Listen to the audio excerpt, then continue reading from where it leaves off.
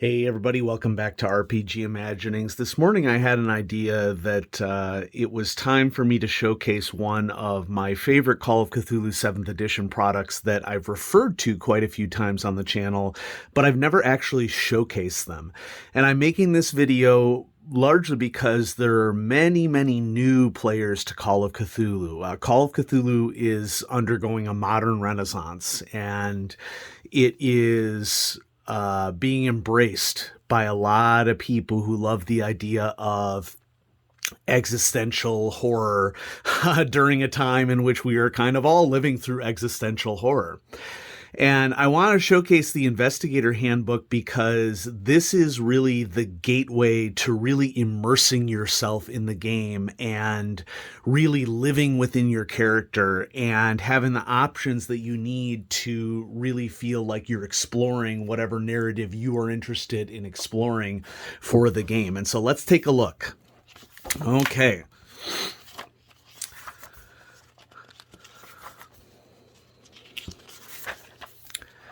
So, great artwork. Wow. I like the dripping. That's my favorite part here. Tentacles should be slimy. Okay, it adds to the mystique. So, this is a table of contents, obviously, and I just want to very quickly point out some of the tools that are present in the book as a whole. There's large sections in the book that are about getting the absolute most out of your character and what sort of options you want for your character. And we'll take a look at these chapters, but they all focus on this idea that you need flexibility in creating your investigator, giving them an occupation that you are interested in exploring narratively, and also what are some actual additional things that you can squeeze out of skills for your investigator in terms of options, in terms of creativity, because since 7th edition has this wonderful push system, I think it's particularly important for you to consider different ways that skills could be angled or used in case you would like to take the risk of pushing a roll. And so I think that this chapter right here, the skills chapter, really opens up the possibilities for what you might do in suggesting pushing rolls, because it is up to the player in Call of Cthulhu to get creative and suggest, okay, I want to push this roll. Here's the little something that I'm doing different. And then the keeper will perhaps give consequences that could happen if the roll were failed. There's a chapter on investigator organizations, which in my own campaign, having an organization or a reason for the players to be together, despite very big differences in what their daily lives might be like, is a great reason to keep them together. It's also a fun opportunity to create a clubhouse for your characters. There is information on life as an investigator, what that would look like in the 1920s. And then that leads into this chapter 8, the Roaring Twenties, which there's nothing cooler when playing Call of Cthulhu when a keeper or players work really hard to try to align what is going on in the game with exact dates of what was happening during the 1920s. It adds authenticity to the game. It adds interest to the game. Some more advice for players on how to really live through their investigator. Bunch of reference information that can be useful, including weapons, equipment. There are a lot of really cool equipment lists in here that list prices for the 1920s so that it can save you a step of having to look something up online. Yeah, so let's dive right in. Okay. So, the Investigator's Handbook that was published for, I want to say 5th edition, was the first Call of Cthulhu product that I ever purchased. Even before I had the core rulebook. I read the very first Investigator's Handbook by Keith Herber, and that is what got me to buy the rulebook. I found it so incredibly interesting. And so the introduction gives great basic advice with examples of how Call of Cthulhu plays. So if you've been invited to a Call of Cthulhu campaign and you're really interested and want to do your absolute best to craft a story with other players, that introduction can really help you out with this. Now, Chapter 2 is an H.P. Lovecraft story, The Dunwich Horror. And this is the full text of the story. This was a really great story selection for this book because the beauty of the Dunwich Horror is that it basically includes everything that you would expect a Call of Cthulhu scenario to include. It features Miskatonic University, an Orne library, and a search for books, and a creepy antagonist, and a ritual, and incredible stakes, and desperation of fighting an existential horror. And so I would say that Dunwich Horror is probably, if you were to read only one H.P. Lovecraft story in preparation for the game, which, different people have different perspectives on reading, and that's okay. As an educator, I'm well aware of that. Dunwich Horror would be the one for you to read because it is most like what the game is like. And now, don't get me wrong, I'm going to encourage you to read other H.P. Lovecraft stories as well, because they will also give you a wide variety of the different flavor of what the game could be. But Dunwich Horror was a great choice to include in this version of the Investigator's Handbook. There's a review of the character creation steps, which I appreciate them including in the book, including this in this book, because it means that if you are interested in trying out the game, playing the game, want to get into the weeds of making a really cool character, but you're not really interested in purchasing the Keeper's Handbook because you see yourself more as a player than a keeper, then you have everything that you need and more within the Investigator's Handbook. In fact, the Investigator's Handbook has more about character creation than the Keeper's Rulebook does. So if you were a keeper and you were looking for even bigger ways to flesh out your NPCs or tables for period names that would be useful for you, the Investigator's Handbook is also useful for keepers in that regard. So this chapter, Creating Investigators, gives all sorts of optional rules that are not in the Keeper's Handbook as well, like experience packages. So war experience package, police, organized crime, or medical. The experience packages are, let's say that you have a character that has a much deeper backstory than what you would maybe initially imagine. Well, there would be reason why they would have boosts to specific skills that would make sense given their prior experience. And my experience as a keeper is that players like to do this all the time, not necessarily with these particular experience packages, but we love developing experience packages on our own. And there's nothing that prevents you from doing that. Oh, and then there's this fifth one, the Mythos Experience Package. That's cool. Nice. Great artwork in here. Okay. So, and then there's a quick reference there. Now, this is where the Investigator's Handbook can really get you into thinking about how you could make a Call of Cthulhu character your own, because this chapter features many, many occupations that span outside of what is listed in the Keeper Rulebook or what is listed in the starter set. And I think it really illustrates how incredibly flexible BRP is, basic role-playing system, in terms of what you can use to design an investigator or a character that really fits your concept. While it is true that a lot of people specialized in a particular professional field, some people are more generalists. And one of these particular categories may not fit that particular character in the concept that you're working towards. And basic role-playing has you covered, okay?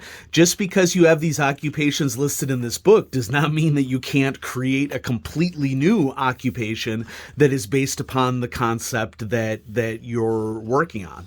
And so flexibility is the name of the day, and this chapter basically is granting you permission to go hog wild and create whatever particular occupation that you want.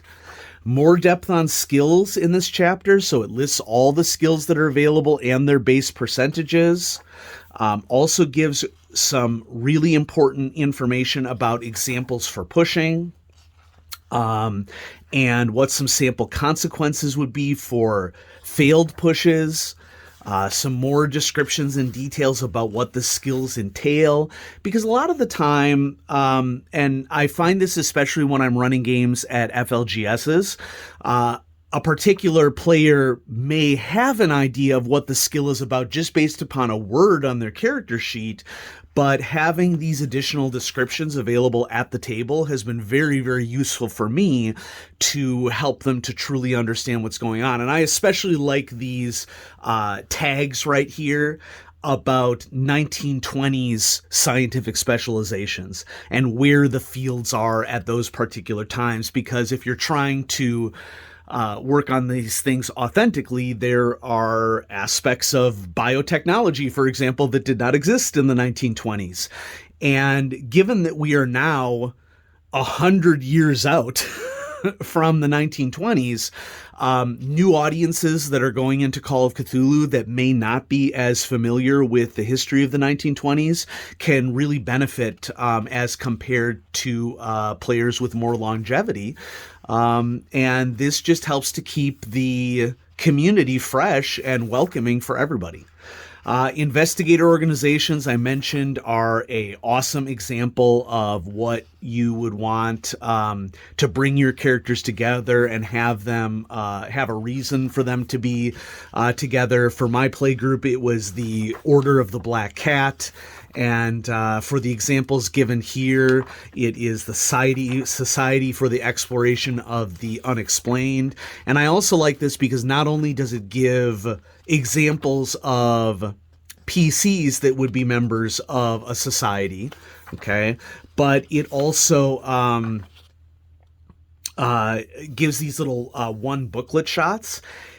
And I would always encourage players, and this is something that is featured in the starter set, to create little cards that identify you as a member of the society. And it just adds some fun immersion to it. So, life as an investigator. You know, I think that this is one of the more critical chapters in this book because Call of Cthulhu does not play like many other role-playing games. Call of Cthulhu is an investigative game. It is a clue-finding game. And as a result of that, I find that one of the challenges to get started, and, you know, a great keeper can help with this, but this chapter of the Investigator's Handbook also helps tremendously with that, is that you got to know what sort of resources are available in the 1920s and what to investigate. So if I am running a Call of Cthulhu game at an FLGS for totally new players, there is some coaching that is required to help people to understand what their resources are. Internet would be available in modern Call of Cthulhu, but it wouldn't be available in the 1920s. So understanding the critical role of libraries and clipping services where you pay somebody to clip out articles on particular themes for you, access to civic records, bribing witnesses, talking witnesses, the role of photography as a primary means to capture evidence for something if you can't carry evidence with you, surveilling, scoping out a scene. And then that brings noir as a genre into Call of Cthulhu, which can be really awesome as well. And then there's some great inspiration here on tactical considerations, what you can use as tools and investigators, how you can communicate when you don't have access in the 1920s to forms of communication that you would normally have. And then, you know, there are limitations for timing in the 1920s. It is a really good example of a resource that needs to be managed in Call of Cthulhu that a lot of people don't consider when they first start playing the game. You have a limited amount of time because automobiles at this time do not move like they move on highways here in modern times. And what we would consider to be short commuting distances in modern times of 20 minutes could take hours. for someone in the 1920s, and cars were unreliable. You'd get flat tires all the time, or you'd bend the rim of a wheel, and you'd have to be prepared to deal with that stuff that is not as difficult under modern times. We have this awesome scale image, which, by the way, was updated for the Call of Cthulhu Classic as a stretch goal. And I really appreciated this so that you can get an idea of as to how different beasties compare to each other. To be fair, though, the best thing that you can do as a keeper in a Call of Cthulhu campaign is not name the threats. Because when you name the threats, it takes some of the terror away from them. The unnamed is, one of the freakiest things for a lot of people. And here's probably this chapter of the 5th edition Investigator's Handbook is probably what got me into Call of Cthulhu in the first place.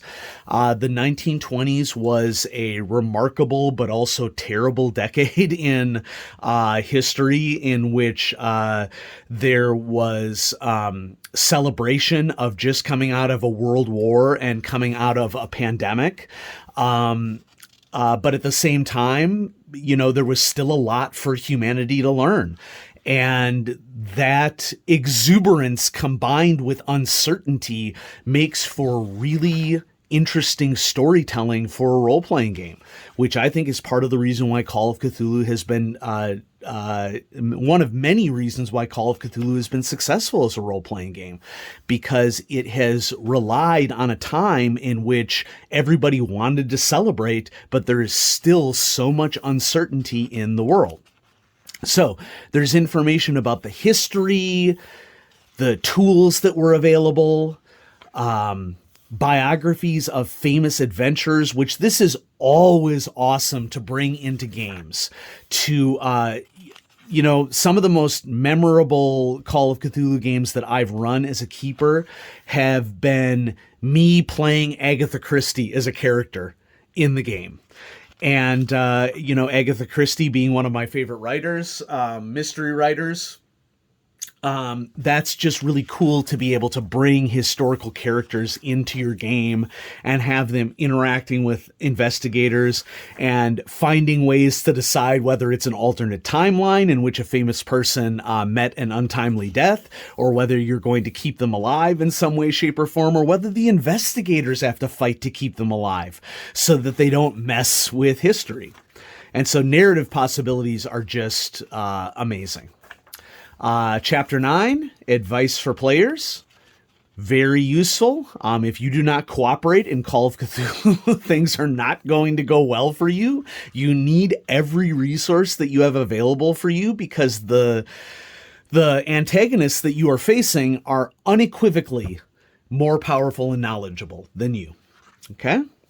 So there's both in-universe advice for playing investigators and advice for getting the most out of the mechanics of the game, which Call of Cthulhu is not a mechanics-heavy game, but understanding the mechanics can help to make sure that you want to, try to craft the type of story that you want to craft. And then the rest of the book is reference, including this timeline, okay, so you can see how 1920s connects up into the modern day. And this all goes through when this book was published in 2012. So believe it or not, Investigator Handbook is almost 10 years old now. And I'm showcasing it here because it still holds up as one of the best supplements for Call of Cthulhu 7th edition.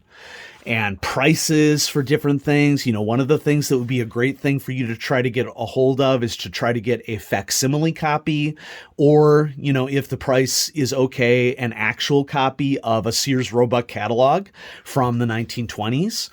Very useful resource so that you can go even beyond what is in this book. But the cool thing about the book is that if you just want to play Call of Cthulhu, this book is basically containing everything that you need to be successful and really flesh out a character that you can make your own and engage with the mythos with. And there's advice for converting previous editions of Call of Cthulhu, which basic role-playing has been modernized with 7th edition, but it really isn't that different from prior iterations of Call of Cthulhu. I love the changes that have happened with 7th edition, but it's easy to convert it, okay? Maps of Arkham, maps of Lovecraft Country.